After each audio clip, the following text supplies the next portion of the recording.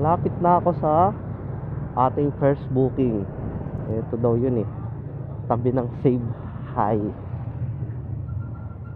Ito yata yun. Ma'am Lala Move, tama? Papunta po kay Ma'am Karen.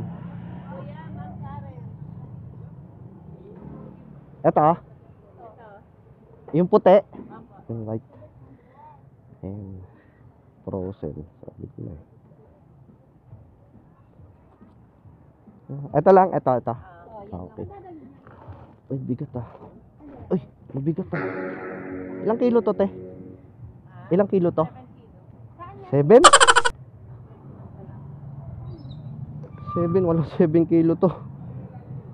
Pakabigat eh. Huwag kayo iiyak. Bigat to. Eh. 7.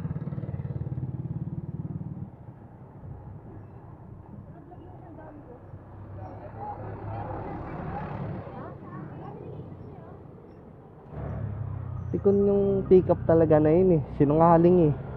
Ayaw sabihin kung ilang kilo talaga eh. 7 kilo. 7 kilo, kung 7 kilo yung kaya kong buhatin ng isang kamay yun. Dapat pala pinatimbang ko eh. Okay, alright. Item pick up. So, drop off neto medyo malapit lang. Ang ating drop off ay 6.7 kilometers. Ang fare nito is nasa 90 plus 97 yata. Kasi may priority fee. May additional.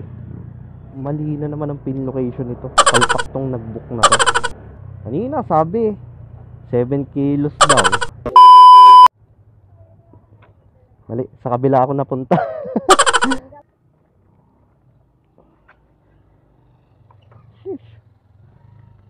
Ay, ang bigat.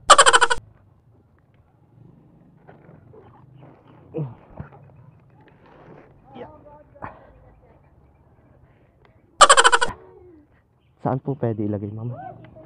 Sige po. Ano po ba to, ma'am? Aham. Ilang kilo to, ma'am? 20. 20. Sabi nung pinikapan ko, 7 kilo. Kaya 7. 7 na peraso. Ah, 7 na piraso. Okay na po to. Thank you, mama.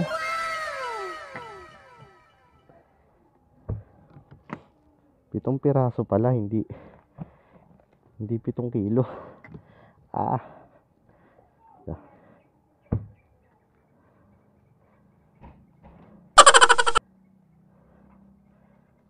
Alcohol. Okay, alright. Item drop off. Ayan. Para po sa mga customer, sabihin nyo po ng totoo yung kung ilang kilo yung pinapadala nyo. Takot na takot po kayo sa additional. Marami naman pong rider na hindi naman garapal.